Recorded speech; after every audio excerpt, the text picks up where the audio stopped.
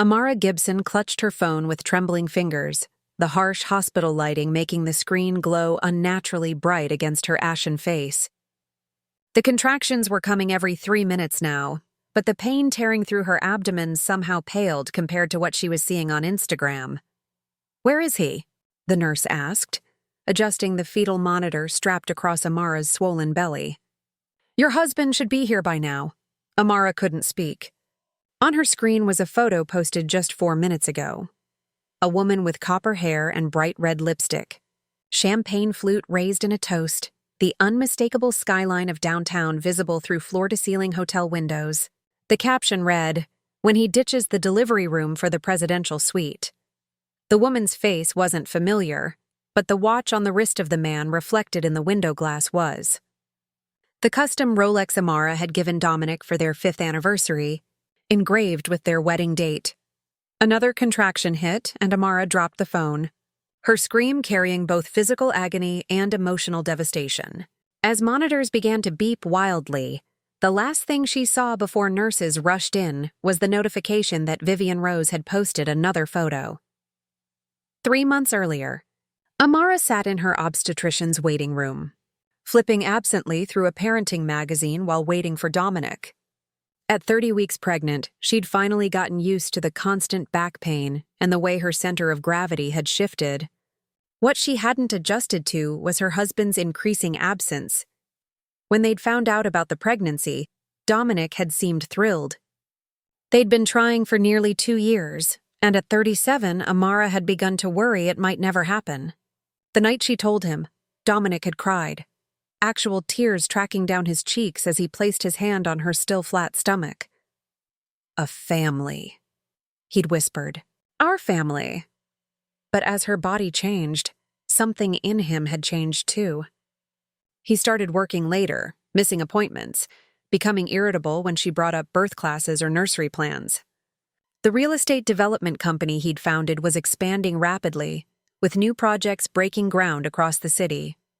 Success had always been important to Dominic, but never before at their expense. "Sorry I'm late," Dominic said now, sliding into the seat beside her. He smelled of expensive cologne and winter air. The meeting with investors ran long. "It's fine," Amara said, though it wasn't. Nothing felt fine lately. "Dr. Mitchell is running behind anyway." Dominic checked his phone, fingers tapping impatiently against the screen. "How much longer do you think?" "I don't know, Dom. It's an important appointment." The 3D ultrasound. He looked up, seeming to really see her for the first time. "Right, yes. Of course." He put his phone away and took her hand. "I want to be here." "I do." Amara searched his face, looking for the man who had once planned elaborate date nights just to make her smile. The man who proposed on the rooftop garden he'd built for her after she mentioned missing her mother's flower beds in Chicago. His features were the same, the strong jawline, those penetrating hazel eyes that had made her stomach flip the first time they met at her architecture firm 6 years ago. But something was different. "Dom, what's going on with you lately?" she asked, her voice low to avoid the attention of other waiting couples. "Nothing," he said too quickly. "Just work stress. The Westlake project is a nightmare. The city council keeps changing requirements, and we're hemorrhaging money every day we delay. It feels like more than that." Amara placed her hand over her stomach as the baby kicked. "You barely look at me anymore." Something flickered across his face. Guilt, maybe, or annoyance. "That's ridiculous. I'm looking at you right now." His phone vibrated, and his eyes darted to it instantly. "See? You're not even here." It could be important. More important than seeing your daughter on ultrasound for the first time? Dominic's expression softened. "Of course not." He squeezed her hand. "I'm sorry. I'll do better." The nurse called them in, and Dominic helped Amara to her feet. As they followed the nurse down the hallway, Amara couldn't shake the feeling that she was losing him, even as their family was about to begin. Later that night, Amara woke to find Dominic's side of the bed empty. The digital clock read 2:17 a.m. She heaved herself up with effort, one hand supporting her belly as she made her way downstairs. She found him in his home office, the blue light of his computer screen illuminating his face as he typed rapidly. A half-empty tumbler of whiskey sat by his mouse. "It's the middle of the night," Amara said softly. Dominic startled, quickly minimizing whatever was on his screen. "Jesus, you scared me. What are you working on that couldn't wait until morning?" "Just emails. Lost track of time." He rubbed his eyes. "Go back to bed, babe. You need your rest." "So do you." She approached him slowly, placing her hands on his shoulders. "I miss you." He tensed under her touch, then seemed to force himself to relax. "I'm right here. Are you?" She massaged his neck gently. "Because it feels like you're a million miles away." Dominic turned in his chair, facing her. For a moment, she thought she saw the old warmth in his eyes. He placed his hand on her belly. "How's our little gymnast doing in there?" "Active. Especially at night." Amara covered his hand with hers. "I think she's going to be like you. Can't sit still. Always planning the next big project." He smiled, but it didn't reach his eyes. "I should come to bed." As he shut down his computer, Amara noticed a chat window disappearing. A woman's name, Vivian, and a heart emoji beside it. Who's Vivian? The question slipped out before she could stop it. Dominic's movements froze for just a fraction of a second. New project manager, handling the Westlake site. He stood, stretching casually. "Why?" "No reason," Amara said, the lie settling heavily between them. "Just saw the name." As they climbed the stairs together, Amara felt the distance between them growing, a chasm widening with each passing day, even as their bodies moved side by side. The next several weeks brought more of the same. Dominic working late, missed dinners, distracted conversations. Amara tried to focus on preparing for the baby, finishing the nursery, washing tiny clothes, packing her hospital bag. But the gnawing worry about her marriage overshadowed everything. Her best friend, Layla, noticed during their weekly lunch. "You look exhausted," Layla said, studying Amara's face across the table. "More than just pregnant exhausted. Thanks. That's exactly what every woman in her third trimester wants to hear." Amara attempted a smile but couldn't maintain it. "I'm serious, A. What's going on?" Amara pushed her salad around her plate. "It's Dom. Something's not right. Work stress?" "That's what he says, but..." Amara lowered her voice. "I think he might be having an affair." Layla put down her fork. "That's a serious accusation." "What makes you think that?" "Everything. The late nights. The secrecy with his phone. He's always showering as soon as he gets home. And there's this woman, Vivian. She works for him? Have you tried talking to him? Every time I bring it up, he deflects. Says I'm being hormonal. That pregnancy is making me paranoid." Layla's expression hardened. "That's gaslighting bullshit." "I know, but what if he's right? What if I am just being crazy?" Amara blinked back tears. "Why would he cheat when I'm carrying his child?" "Men can be garbage," Layla said bluntly. "But before you jump to conclusions, maybe you should get some proof." "What? Hire a private detective?" "No, nothing that dramatic, just pay attention. Trust your instincts." Amara nodded, placing her hand on her belly as the baby kicked vigorously. 37 weeks. The nursery's ready. The car seat's installed. Everything's perfect except my marriage is falling apart. "Whatever's happening, you're not alone," Layla said firmly. "I'm here. Your parents are a phone call away. You have support, with or without Dominic." On the drive home, Amara thought about what it would mean to be a single mother. The prospect terrified her, but not as much as raising a child in a home filled with lies and betrayal.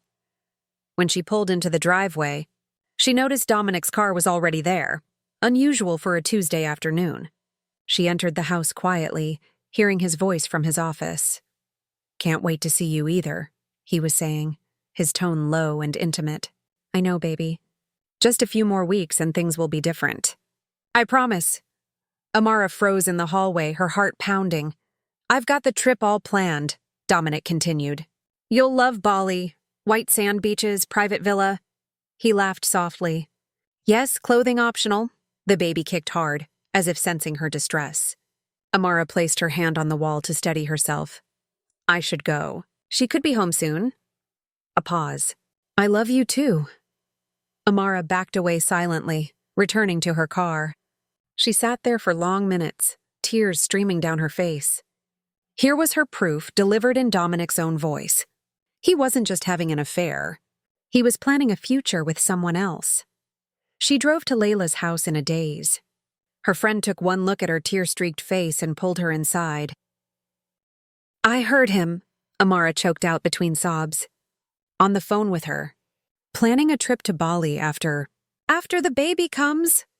"That bastard," Layla whispered, holding Amara as she broke down completely.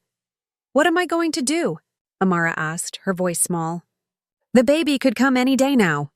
"You're going to survive," Layla said firmly. "And then you're going to make him regret ever hurting you." When Amara returned home that evening, she'd made her decision. She wouldn't confront Dominic yet.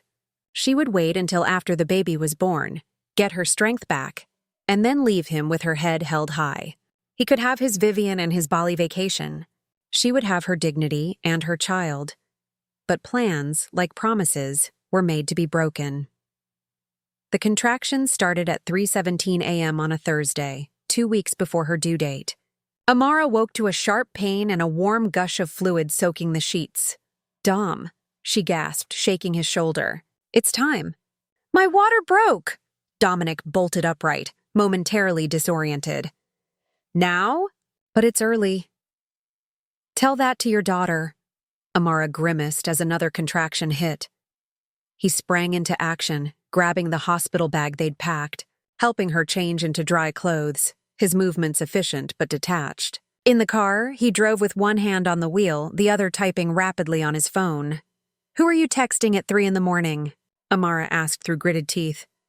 "Just letting the office know I'll be out," he said without looking up.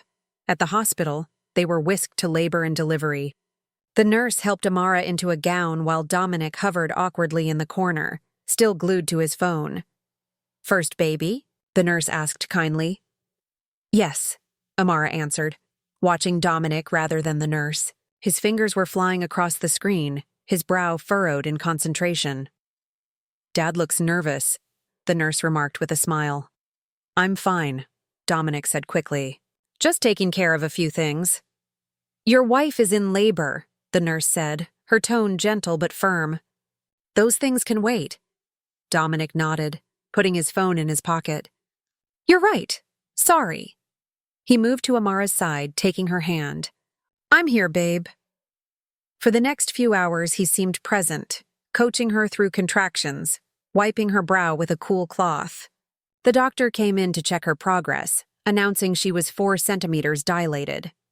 "Still a ways to go," the doctor said encouragingly. "First babies often take their time." As morning dawned, Dominic grew increasingly restless. His phone kept buzzing, and each time he would glance at it with poorly concealed anxiety. "You should get some breakfast," Amara suggested during a lull between contractions. "It could be hours yet." Relief flashed across his face. "Are you sure?" "I don't want to leave you. I'm sure.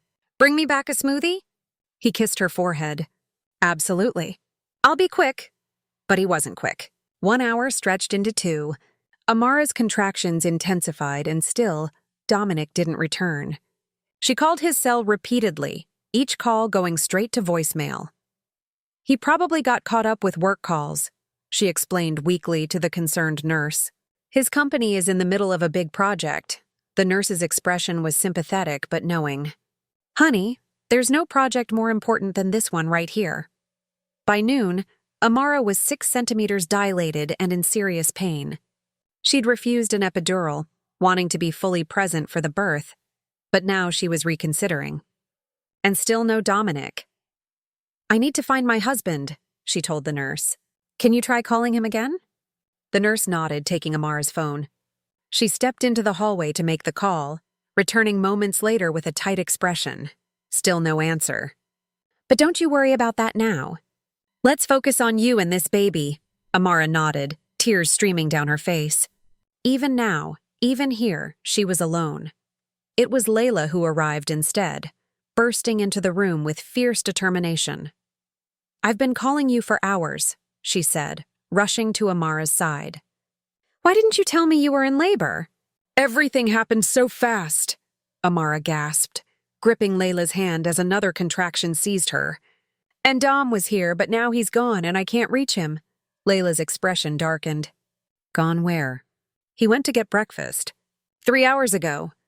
That son of a… Don't, Amara interrupted. Just be here with me, please. Layla nodded, her anger giving way to compassion. I'm not going anywhere. As the afternoon wore on, Amara's labor progressed rapidly. 8 centimeters, 9. The pain became all-consuming, a force that demanded every ounce of her attention and strength. In a strange way, it was almost a relief. Impossible to worry about Dominic's whereabouts when her body was working so hard to bring their child into the world. I need to push, she announced suddenly. The pressure overwhelming. The room erupted into activity. The doctor was called. The bed was adjusted. Layla held one leg, a nurse the other. Wait, Amara said, panic rising. Dominic should be here. He wanted to cut the cord. Amara, honey, Layla said gently. This baby is coming now. With or without him. With a primal scream, Amara pushed. And pushed again. The doctor's voice guided her, encouraging her, telling her when to breathe and when to bear down. One more big push, the doctor urged. Your baby's almost here. Gathering every reserve of strength, Amara pushed with everything she had. There was a moment of burning pressure, and then release. A tiny cry filled the room. It's a girl, the doctor announced, placing the squirming, red-faced infant on Amara's chest. A beautiful baby girl. Time stopped. The universe narrowed to this perfect being, this miracle with Amara's nose and Dominic's chin. Through tears, Amara stroked her daughter's cheek, marveling at the tiny fingers grasping at air. Hello, Sophia, she whispered, the name she and Dominic had chosen together. I'm your mommy. In that moment of pure joy, Amara almost forgot the betrayal. Almost. It was an hour later, as she was recovering in her private room with baby Sophia sleeping peacefully in the bassinet beside her. That reality intruded once more. Layla had gone to the cafeteria, promising to bring back decent food. The nurse had left to attend to another patient. Amara was scrolling through her phone, sending pictures of Sophia to her parents when she saw it, an Instagram notification.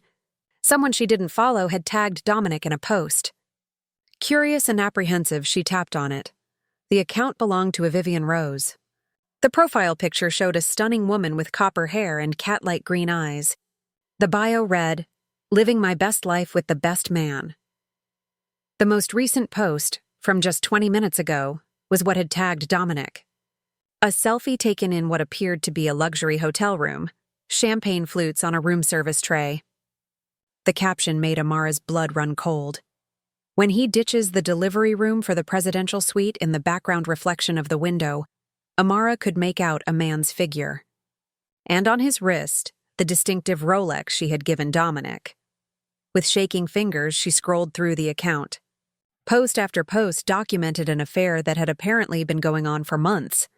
Photos of weekend getaways when Dominic had claimed to be at business conferences. Intimate dinners at restaurants across town. Selfies taken in places Amara recognized, including one in Dominic's car, with the caption, Sneaking around is half the fun and most damning of all. A post from 3 weeks ago. A close-up of Vivian's hand sporting a massive diamond ring. Not official yet, but soon. Once he takes care of unfinished business. Future Mrs. Gibson unfinished business. That's what she was to him. What their child was. A loose end to be tied up before he could start his real life with Vivian. As she stared at the evidence of Dominic's betrayal, another notification appeared. Vivian Rose had posted again. This time, it was a video. Vivian's face filled the screen. Her perfect makeup complemented by diamond earrings Amara recognized as her own. A wedding gift from Dominic that had mysteriously disappeared months ago. Good news, followers. Vivian's voice was breathy with excitement. Just got word that it's a girl. One more reason to celebrate. The camera panned to show Dominic raising a champagne glass, his face flushed with alcohol and what looked like relief.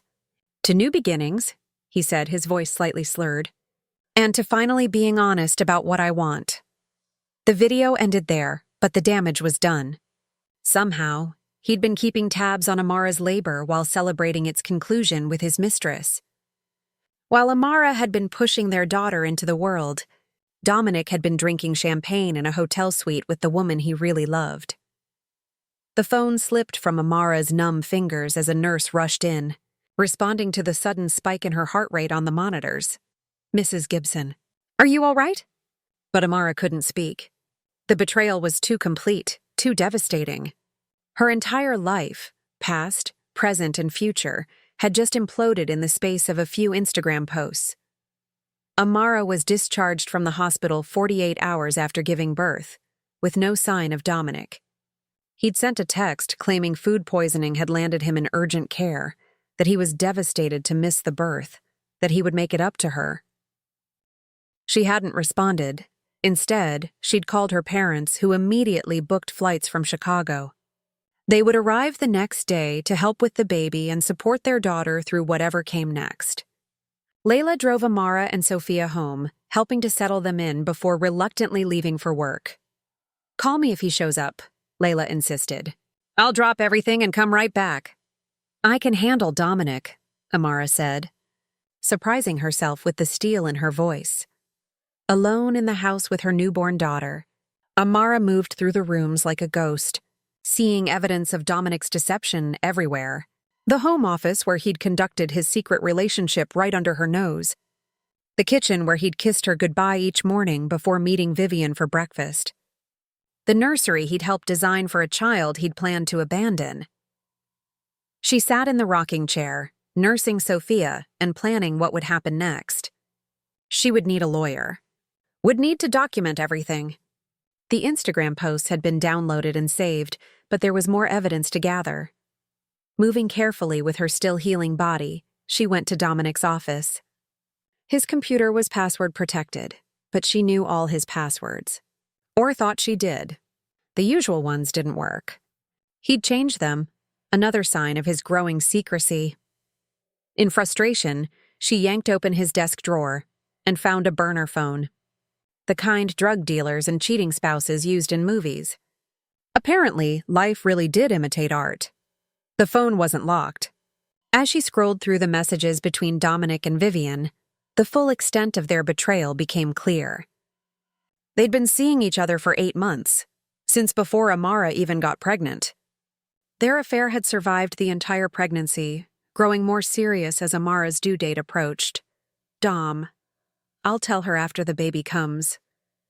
"She deserves that much, Vian, does she? After how she trapped you." "Dom, it wasn't like that. We were trying for a baby before I met you." Vivian. "Well, lucky me that you saw the light before it was too late. 2 more months and we're free. 2 more months." That's how long he'd planned to stay with Amara after the birth. Just long enough to avoid looking like a complete monster for abandoning his newborn child, but not a day longer than necessary. Amara heard the garage door opening. Dominic was home. She returned to the living room, sitting on the sofa with Sophia in her arms and the burner phone on the coffee table in front of her. She listened as Dominic entered, called her name, then followed her voice to the living room. "There are my girls," he said, his smile faltering as he took in Amara's expressionless face. He carried a massive bouquet of roses and a pink teddy bear. "I am so sorry about yesterday. That food poisoning hit me like a truck. I tried to make it back, but—" "Stop," Amara said quietly, afraid to raise her voice and disturb the sleeping baby. "Just stop." Dominic set down his gifts, approaching cautiously. "Honey, I know you're upset. You have every right to be. But I'm here now, and I want to meet our daughter." "Our daughter?" Amara gave a hollow laugh. "I didn't realize you considered her yours. Given how you were celebrating her birth with Vivian yesterday." The color drained from Dominic's face. His eyes darted to the burner phone on the table. That's not what you think. I saw the Instagram posts, Dom. The video of you toasting new beginnings while I was still being stitched up." Amara's voice remained deadly calm. "I saw the post about the engagement ring. About how you're just waiting to take care of unfinished business before making it official." Dominic sank into the armchair across from her, his facade crumbling. It's complicated. No, it's actually very simple. You've been cheating on me for our entire pregnancy. You've been planning to leave me for months. And yesterday, while I was giving birth to your child alone, you were drinking champagne with your mistress in a hotel room. Amara stared at him, searching for any trace of the man she had loved. Did I miss anything? Amara, please. Let me explain. Explain what? How you could do this to us. How you could smile to my face every day while planning your escape. How you could be excited about our baby while plotting to abandon her. Tears welled in her eyes, but she refused to let them fall. Or maybe explain how Vivian ended up with my diamond earrings. The ones you said must have fallen out of my jewelry box during the move. Dominic covered his face with his hands. I never meant for any of this to happen. That's not an explanation. That's a cop-out. Amara adjusted Sophia in her arms as she began to stir. Do you love her? He hesitated, then nodded, unable to meet her eyes. When did it start? Last summer. The Rivera project. She was the interior designer. Before I got pregnant. Another nod. So all this time, all the excitement about the baby, about our family, that was a lie? No. He looked up then, his eyes pleading. I was excited. I did want this baby. I fell out of love with you, Amara. I didn't know how to tell you. The casual cruelty of his words hit her like a physical blow. So you decided not telling me was the solution? Letting me believe we were happy while you planned your exit strategy? I was going to tell you after the baby was born. Give you time to recover. I wasn't going to just disappear. How considerate, Amara said bitterly. And the Instagram posts? The public humiliation? Was that part of your plan too? Dominic flinched. That was Vivian. I didn't know she was posting those things. The woman you love is the kind of person who would publicly mock a woman in labor. That doesn't bother you? He had no answer for that. Sophia began to cry, a thin, mewling sound that quickly grew more insistent. Amara stood, wincing at the pain from her stitches. I need to feed her, she said, turning away. Amara, wait. We need to talk about what happens next. She stopped but didn't turn around. What happens next is you pack a bag and leave. Tonight. My parents arrive tomorrow. And I don't want you here when they come. This is my house too. Now she did turn, fixing him with a gaze so cold it seemed to drop the temperature in the room. Is it? Because from what I've seen, you're already living half your life somewhere else. With someone else. I'm not abandoning my daughter. Funny, that's exactly what you were planning to do. 2 more months, right? That's the timeline you gave Vivian. His shocked expression confirmed she'd interpreted the texts correctly. You can see Sophia when I'm ready, Amara continued. Until then, communication goes through my lawyer. You're being unreasonable, Amara laughed, the sound sharp and humorless. Unreasonable? I just gave birth to our child while you were with your mistress. I discovered you've been lying to me for our entire pregnancy. I found out you're engaged to another woman before you've even left me. She shook her head in disbelief. If this is me being unreasonable, I'd hate to see what happens when I really lose my temper. Dominic stood, running his hands through his hair in frustration. I never wanted to hurt you. And yet here we are. Amara cradled Sophia closer as her cries grew louder.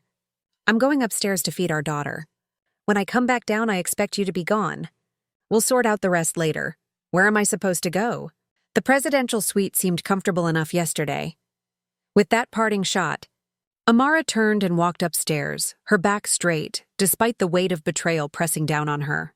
In the nursery, she settled into the rocking chair, opening her blouse to feed Sophia. As her daughter latched on, Amara finally allowed herself to cry. Silent tears streamed down her face, dropping onto Sophia's blanket.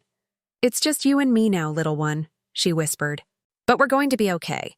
I promise. From downstairs came the sounds of Dominic moving around, opening and closing drawers, making phone calls.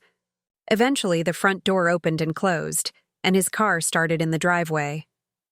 Amara felt a curious mix of devastation and relief as she heard him drive away. The life she had planned was over, shattered beyond repair. But from the wreckage, something new would emerge, Something built on truth rather than lies, on strength rather than betrayal. She looked down at Sophia, now sleeping peacefully against her breast.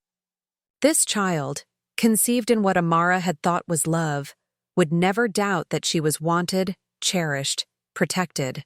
"We deserve better," Amara told her sleeping daughter, "and we're going to get it." 6 months later, the boardroom of Amara's architecture firm fell silent as she finished her presentation. The potential clients, representatives from a major hotel chain looking to build a sustainable luxury resort, exchanged impressed glances. "Any questions?" Amara asked, standing confidently beside her 3D renderings. The lead developer leaned forward. "Just one. How soon can you start?" Laughter rippled around the table, and handshakes were exchanged. The firm's partners clapped Amara on the back as the clients filed out. "Contract negotiations already underway. Told you they'd love it," said Marcus, the senior partner who had mentored Amara since she joined the firm. That rooftop infinity pool concept sealed the deal. Amara smiled, gathering her materials. "I had a good feeling about this one. You should. It's the biggest project you've landed since coming back from maternity leave." Marcus helped her collect her presentation boards. "Speaking of which, how's that beautiful baby girl of yours? Sophia's amazing. Rolling over, babbling up a storm. My mom says she's advanced for her age, but I think that's mandatory grandparent talk. Bring her by the office soon." "Everyone misses her. I will." Amara checked her watch. "Actually, I need to run. I've got a meeting with my lawyer in an hour." Marcus's expression turned sympathetic. Divorce proceedings still dragging on? Dominic's contesting everything despite the prenup. But today should be the last hurdle. His lawyer requested this meeting, which means they're finally ready to settle. Good luck. And remember, take all the time you need. We've got your back here. Amara thanked him, touched by the support she'd received from her colleagues throughout the ordeal. When she'd returned from maternity leave 2 months ago, she'd been afraid her personal drama might overshadow her professional reputation. Instead, she'd found nothing but encouragement and respect. As she drove to her lawyer's office, Amara reflected on the whirlwind of the past 6 months. The first weeks after Sophia's birth had been a blur of exhaustion, legal consultations, and tears. Her parents had stayed for a month, helping with the baby and providing the emotional support she desperately needed. Dominic had moved in with Vivian almost immediately. Their engagement had been announced on Instagram 3 weeks after Sophia's birth, complete with professional photo shoot and gushing captions about finding true love. Amara had blocked both their accounts but heard about it from concerned friends who thought she should know. The divorce proceedings had begun in earnest, with Dominic initially demanding joint custody and an equal division of assets, despite the prenuptial agreement he'd signed. His argument that Amara's emotional state made her an unfit mother had been particularly painful, but slowly, methodically, Amara had rebuilt her life. She'd returned to work part-time at first, then full-time with flexible hours that allowed her to prioritize Sophia. She'd sold the house she and Dominic had shared, unable to bear the memories it contained, and purchased a sun-filled condo closer to her office. She'd started therapy, joined a single mother's support group, and even gone on a few casual dates, though nothing serious. Through it all, Sophia had been her anchor. The love Amara felt for her daughter transcended the betrayal that had accompanied her birth. Every smile, every milestone, was a reminder that something beautiful had emerged from the wreckage of her marriage. At her lawyer's office, Amara was surprised to find not only her attorney, Catherine, but Dominic himself, rather than his lawyer. "He insisted on speaking with you directly," Catherine explained, her displeasure evident. "I advised against it, but—" "It's fine," Amara said, though her racing heart suggested otherwise. She hadn't seen Dominic in months, their communication limited to brief texts about Sophia and formal emails through their attorneys. He looked different, thinner, with dark circles under his eyes and a tension in his shoulders that hadn't been there before. The confident, borderline arrogant man she'd married seemed diminished somehow. "Thank you for agreeing to see me," Dominic said once they were seated in the conference room, Catherine maintaining a protective presence beside Amara. "I was told you're ready to settle." Amara kept her voice businesslike, ignoring the flutter of her pulse at seeing him again. I'm dropping all counterclaims. The prenup stands. You get full custody, with the visitation schedule you proposed. He slid a folder across the table. It's all there, signed. Amara exchanged a surprised glance with Catherine, who quickly reviewed the documents. This is everything we asked for, her lawyer confirmed, sounding as stunned as Amara felt. Why the sudden change of heart? Amara asked, suspicion coloring her tone. Dominic looked down at his hands. Vivian and I broke up. I see, Amara said carefully. And now you're hoping to what? Reconcile. No, he said quickly. God, no. I know that's impossible. I know what I did. He met her eyes for the first time. I'm dying, Amara. The words hung in the air, incomprehensible at first. What? Pancreatic cancer. Stage 4. They found it 6 weeks ago, but it's already spread to my liver and lungs. His voice was matter of fact, as if discussing a business transaction rather than his mortality. They're giving me 3 to 6 months. Amara felt the room tilt slightly. Whatever she had expected from this meeting, it wasn't this. I don't know what to say. You don't have to say anything. I'm not telling you this for sympathy. I'm telling you because it changes things for Sophia. He straightened in his chair. I've adjusted my will. The company, all my assets, everything goes to her. In trust, of course, with you as trustee. Dominic, please, let me finish. He took a deep breath. I know I've been a terrible husband and an even worse father. I missed the first months of my daughter's life because I was selfish and stupid. I can't get that time back, but I can make sure she's taken care of financially. Catherine discreetly excused herself, giving them privacy. What about Vivian? Amara asked when they were alone. She left when the diagnosis came. A bitter smile twisted his lips. Turns out she was more interested in the healthy, wealthy version of me. The sick, dying version was more responsibility than she signed up for. Despite everything, Amara felt a pang of sympathy. I'm sorry, don't be. It was karma, pure and simple. He leaned forward. The thing is, I don't want to die a stranger to my daughter. I know I have no right to ask, but I'd like to see her. To spend whatever time I have left getting to know her, even if she won't remember me. Amara studied his face, looking for signs of manipulation or deceit. She found none. Just exhaustion, regret, and fear. Are you receiving treatment? She asked. Chemo for what it's worth. The doctors aren't optimistic, but I'm trying everything. Amara nodded slowly, processing. I need time to think about this. Of course. Take all the time you need. He started to rise, then hesitated. For what it's worth, I am sorry.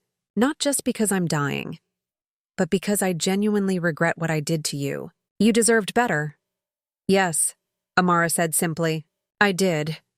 Later that evening, after putting Sophia to bed, Amara sat on her balcony with a glass of wine, watching the city lights flicker on as dusk settled. Layla's voice came through the speakerphone, indignant and concerned. He could be lying, you know. Terminal diagnosis is a pretty convenient way to get your sympathy. I thought of that, Amara admitted. But Catherine checked with his lawyer. The medical records are legitimate. Fine, so he's really dying. That doesn't erase what he did. Of course not. Nothing could. Amara sipped her wine, considering. But this isn't about forgiveness, Layla. It's about Sophia. About what's best for her. How is it best for her to get attached to a father who's going to die? How is it best for her to grow up not knowing him at all? To have questions I can't answer? Amara sighed. I don't want her to resent me someday for keeping them apart, especially when she learns he wanted to know her before he died. Layla was quiet for a moment. You're a better person than I am, eh? I'd let him suffer alone. No, you wouldn't, Amara said with a sad smile. You'd do exactly what I'm going to do, what's right for the child, regardless of how you feel about the parent. The next day, Amara texted Dominic, inviting him to the park near her condo on Saturday afternoon. Sophia and I will be there from 2-4. If you're serious about wanting to know her, that's your chance to start. His response came immediately. I'll be there. Thank you, Saturday arrived, crisp and clear. Amara dressed Sophia in a yellow sundress and matching bonnet that protected her fair skin from the sun. They arrived at the park early, claiming a bench near the playground where older children laughed and shouted. At precisely 2 p.m., Dominic appeared, looking nervous and out of place among the families enjoying the weekend. He approached slowly, as if afraid Amara might change her mind and leave. "You came," he said, relief evident in his voice. "I said I would." Amara adjusted Sophia in her arms so she faced outward. "Sophia, this is your father." Dominic's eyes filled with tears as he looked at his daughter properly for the first time. Sophia regarded him with solemn curiosity, her dark eyes, so like his own, studying his face. "She's beautiful," he whispered. May I hold her?" Amara hesitated, then nodded, carefully transferring the baby to his arms. "Support her head." "I've been practicing with a doll," Dominic admitted, cradling Sophia with surprising competence. Watching YouTube videos on how to hold babies, the image of Dominic Gibson, once so confident in boardrooms and at construction sites, practicing with a doll and watching parenting videos, struck Amara as both tragic and touching.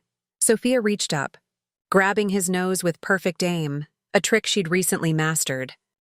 Dominic laughed, the sound rusty as if he hadn't used it in a long time. "She's got quite a grip." "She's strong," Amara agreed. "Determined, too. Once she sets her mind on something, there's no stopping her." "Like her mother," Dominic said softly. They spent the afternoon in the park. An unusual family portrait. The dying father, the betrayed mother, the innocent child. Dominic asked endless questions about Sophia's routine, her preferences, her milestones. He took photos with his phone, his hands trembling slightly from either emotion or the cancer treatments. As the day drew to a close, he reluctantly handed Sophia back to Amara. "Thank you for this," he said, his voice thick. "More than you know. Same time next weekend?" Amara found herself offering, surprising them both. Dominic nodded, unable to speak. Over the weeks that followed, their Saturday meetings became a routine. Sometimes they would walk through the park, sometimes sit by the duck pond, sometimes visit the small zoo nearby. Dominic grew visibly weaker as his disease progressed, but his joy in Sophia's company never dimmed. Amara watched their interactions with mixed emotions.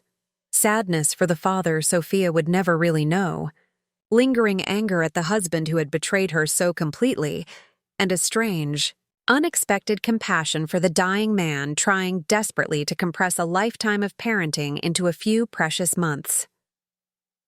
One Saturday in early fall, Dominic didn't show up at their usual meeting place. Instead, Amara received a call from the hospital. He had collapsed at home and been admitted to the oncology ward. The doctors didn't expect him to leave. Without hesitation, Amara packed Sophia's diaper bag and drove to the hospital.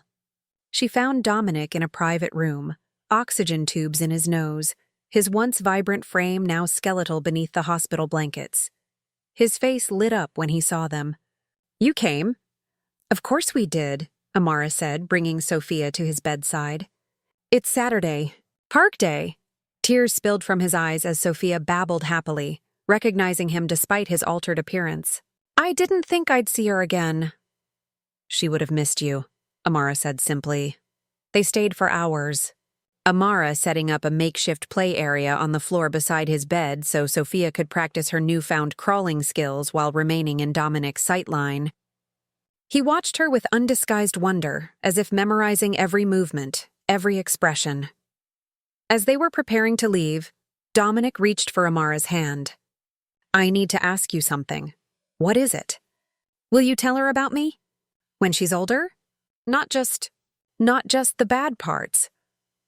Amara looked at the man before her, not the unfaithful husband who had abandoned her in her most vulnerable moment, but the father who had spent his final days trying to know his daughter, to leave her something of himself beyond material possessions.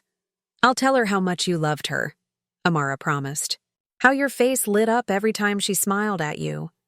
How you learned all the words to Twinkle, Twinkle, Little Star just to sing to her in the park." "Thank you," he whispered. Dominic died 3 days later, peacefully in his sleep. Amara attended the funeral with Sophia, accepting condolences from his colleagues and friends, many of whom she was meeting for the first time. Several mentioned how Dominic had spoken of his daughter with pride and love, how the photos of their Saturday outings had adorned his hospital room. In the months that followed, Amara established the Gibson Foundation with a portion of Sophia's inheritance, focusing on supporting single parents and funding pancreatic cancer research. She created a memory book for Sophia, filled with photos and stories of her father. Not the perfect version, but not the villain either. Just a flawed man who had made terrible mistakes but found redemption in his daughter's eyes. On Sophia's first birthday, Amara took her to the park where they had met Dominic each Saturday. As Sophia toddled on unsteady legs toward the duck pond, laughing with the pure joy of new mobility, Amara felt a sense of peace settle over her. Life had not gone according to plan. The betrayal had nearly broken her. But here she was, stronger than before, with a beautiful daughter and a future full of possibilities. "Look at you go," she called to Sophia, who beamed back at her with infectious delight. "That's my girl. Fearless and free, just like her mother." And that wraps up today's story. Now we want to hear from you. Where are you watching from? Drop your city or country in the comments, and let's see how far these stories reach. If this story moved you or gave you chills, give it a like, share, and subscribe for more powerful stories. One last thing, rate the story from 1 to 10 in the comments. Your feedback helps us bring you even better ones next time. Thanks for watching. We appreciate you being part of this storytelling journey.